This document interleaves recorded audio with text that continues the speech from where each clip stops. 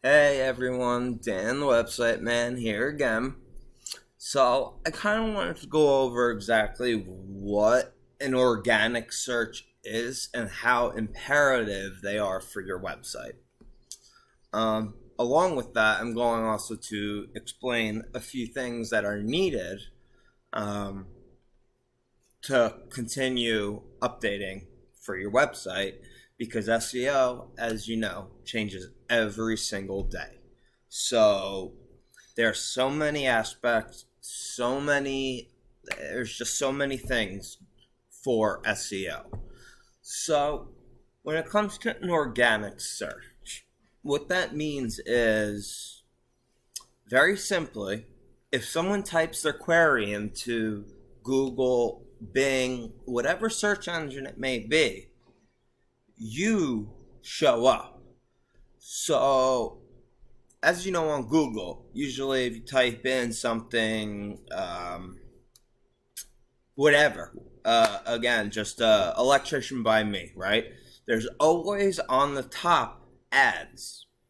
So you're paying to have people look at your site. That may be great in the short term, but for the long term, that's absolutely horrible. That's why you need an organic search. So, another thing that I would like to explain to you is the consistency of everything, whether it be your social media marketing, whether it be video blogging, regular blogging, whatever it is, consistency is a major factor in many aspects of everything. So I know last video I went over basics for on-page SEO, and I'm going to kind of piggyback off of that as well. So what is its purpose? You really have to, the way you stand out is you really have to have a purpose. Okay, you need to be able to identify exactly who and what you are, meaning what your business is, etc., immediately, literally immediately, which actually ties into using headers correctly. So quick thing about headers. What you want to use is one H1 tag. That's what your page is about. That's what you want. Google, Bing, any search engine, that's what you want.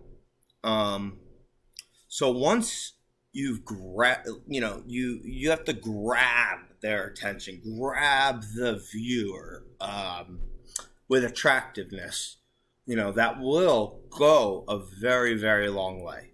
So as simple as coloring, the colors that you use must be complementary. Maybe the website may want to be a more modern website. There are so many things, but one of the main important things also is keeping it very simple. Oftentimes, I run into technical issues every day. Okay, that just kind of comes with the job. And what happens? You figure it out. You get it done. And there's always a way to do it. Sometimes it's staring you right in the face, right in plain sight.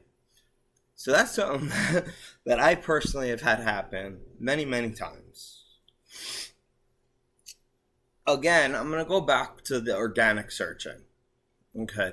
Now, there was a recent study of the amount of searches on Google versus Bing.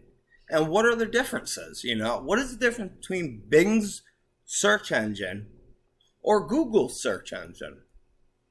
I'll tell you the main difference. For Bing, it is all about media and on-page SEO, which is why I keep,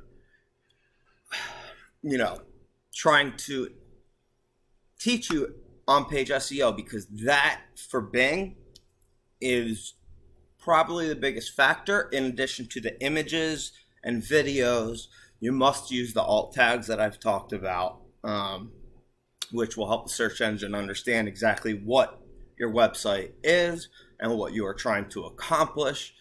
And let me take a step back. Before you even start on a website, there's keyword research, and that is the most important part of any website. You need to know, what are searchers' queries? What are they searching for where you want to come up? You want to look at your competitors. What are they doing that you're not doing that they're being more successful because of it? And you also, I think I talked about internal linking a little bit, which ends up being a very, very, very important thing for Bing specifically. Because what it is going to do is, you're explaining one topic and you get it across to Bing, and then you want to, talk about another topic. And for videos, it's just crawled much easier. Now, Google is the #1 search engine used, period. So people think, well, shouldn't I just optimize for Google? Isn't that what would make sense? That is what would make sense. Except that's not at all how an SEO does its job. Every search engine is separate, including Facebook, Instagram, Snapchat. Every single thing has their own search engine and their own differences per search engine. Hence why I just explained that Bing really pays very much attention to the media that you have on your website and your on-page SEO. I mean, just think about it for a second. Do you want to pay for people to see you, or do you just want to do the work and show up and have people see you? Personally, I don't want to pay Facebook, Google, whatever it may be, to show my website. That's going to hurt me in the long run, because once I stop paying, nobody's going to know who I am. That's why organic searches are so important. And guess what? It doesn't cost a thing. If you're an SEO, it just doesn't cost much. We just have the knowledge, which is acquired through many years, many mistakes. That's how you acquire knowledge. So the last thing I want to say is, keep it simple, stupid. I want to repeat it. Keep it simple, stupid. All right? There's always a silver lining for every mistake that may be made. So there's always a silver lining. And that's why I believe, no matter what the outcome is, maybe calling a client, maybe calling for a potential future client, you have to come across very confident. You have to know what you're really doing.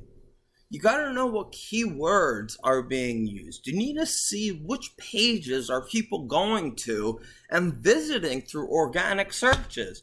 And then when you figure that out, you can figure out why. So, okay, they are checking out this post much more than they're checking out this other post. So why don't we look at the analytics behind it, which will be another video talking about analytics. There are both Google Analytics, but there's just analytics in general. And that includes exactly this, video blogging. So I hope I taught you guys something today. If you like this, give me a like. Give me you want to follow, you need to share something, I am happy to help. If anybody needs some help, just send me a DM, leave a comment, and I'll get back to you immediately. I'll see you soon, guys. Bye.